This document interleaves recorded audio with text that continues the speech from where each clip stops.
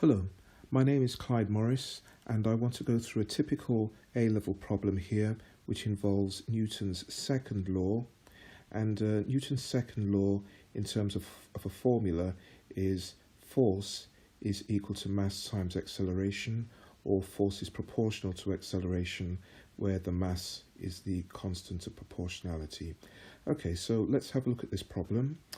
Okay, so there's quite a lot of information here, so we need to perhaps do a drawing to try and decode the information. So the first sentence of the problem here says that a mass of 8 kilograms accelerates due east on a rough horizontal plane. So I'm going to try and represent that first sentence there in a diagram. So I'll just represent the mass of 8 kilograms by a box like this. Okay, so here's my mass here. I've been told in the question that the plane is rough and horizontal, so I'll try and represent that in my drawing as well. So here's my plane here, which is horizontal and rough. So there it is there. So that's that first sentence decoded in the form of a diagram.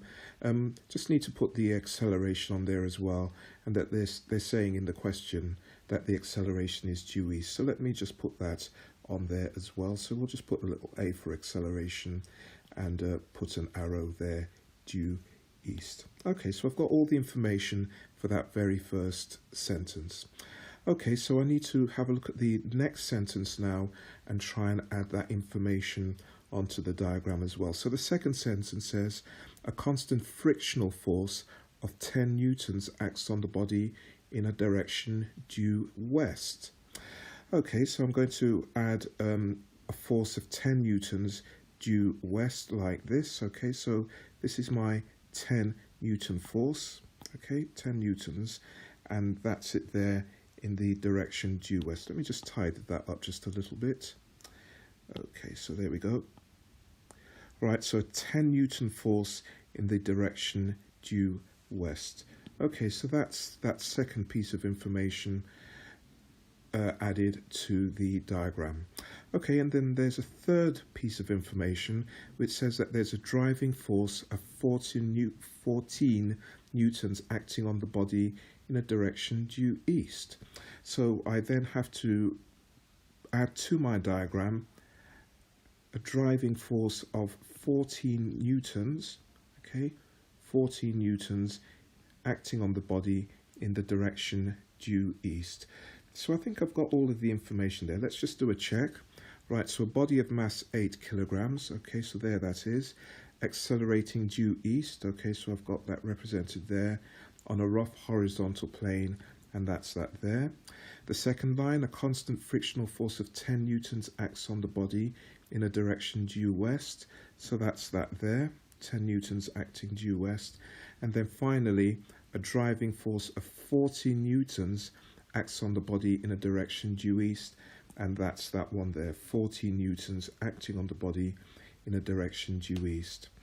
Okay, so I've put all of the information on the body in the form of a diagram. I now need to answer questions A and questions B. All right, so let's have a look at part A. Draw a free body diagram for the system.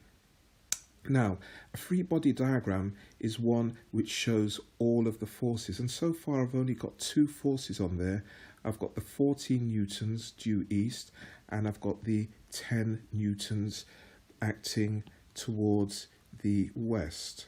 Okay, so that means I haven't got all of the forces on there, which of course a free body diagram should have.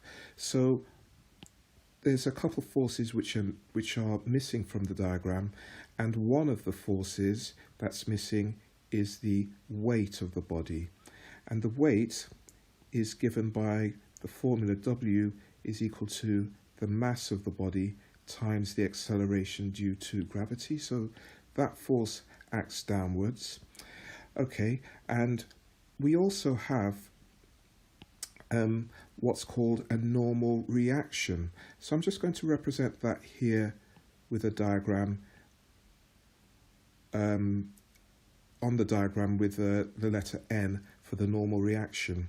Now, seeing as the body is not moving in the vertical plane, the weight, which we've got as mg, must also be equal to the normal reaction. So we can actually have this as a formula here. Mg, the weight of the object, the mass times acceleration due to gravity, must be equal to the normal reaction. We can work that out if we wish.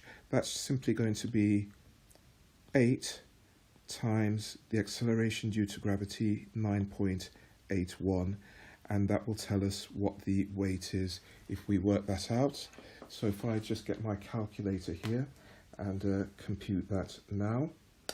Okay, so we've got 8 times 9.81, and when I work that out, my calculator says that the weight of the object is equal to 78.48 newtons. All right, so 78.48 newtons, that's the weight of the object, and as I said earlier, this is also equal to the normal reaction. All right, so the normal reaction is also 78.48 newtons. Right, okay, we're now ready to do the next part of the problem, because we've done the free body diagram. So we're now into part B, where we have to try and calculate the acceleration. So let's have a go at doing that. I'm just going to give myself a little space here, so I'm just going to block this off just like this. All right, how do we go about calculating the acceleration? Well, we're going to use the formula F is equal to ma. Okay, and it's the acceleration that we're trying to find. We know what the mass is. Okay, the mass is 8 kilograms. How can we work out what the force is? Well, the key thing about Newton's second law equation, F equals ma, is that this force here is what's known as a resultant force, the overall force. And the resultant force, the overall force in the direction in which the mass is moving, is 14 minus 10. That's the resultant force. Okay, 14 minus 10. And 14 minus 10, of course, is 4. So my F is 4 newtons. Okay, 14 minus 10, that's the resultant force in the x direction, in the eastwards direction. You might be wondering, why doesn't the resultant force have anything to do with the weight, which is 78.48 newtons, and the normal reaction, which is also 78.48 newtons? And the reason is the weight and the normal reaction, they act up and downwards. Okay, they act vertically, whereas the other forces, the 14 newtons and the 10 newtons, they're at right angles to the weight and normal reaction. And basically, forces which are at 90 degrees to each other, at right angles to each other, have no effect. So our object is moving in the horizontal plane, but the weight and the normal reaction are at 90 degrees. And as I said, forces which act at 90 degrees have no effect on each other.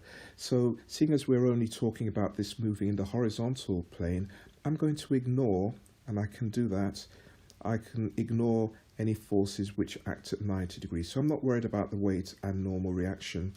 My resultant force is simply 14 minus 10. All right, so all I need to do now is to put my resultant force, which is 4 newtons, into this formula, together with my mass, which is 8 kilograms, and I can work out the acceleration. So I think what I'm going to do, first of all, I'm going to rearrange this formula to make the acceleration the subject, and then I'm going to plug into it. Okay, so here we go. So the acceleration is simply going to be the force divided by the mass. And as I said earlier, this force here is a resultant force, which we've worked out as being 4 newtons, okay? So the acceleration is going to be 4 newtons divided by the mass, which is 8 kilograms. Okay, so just put that in there as well.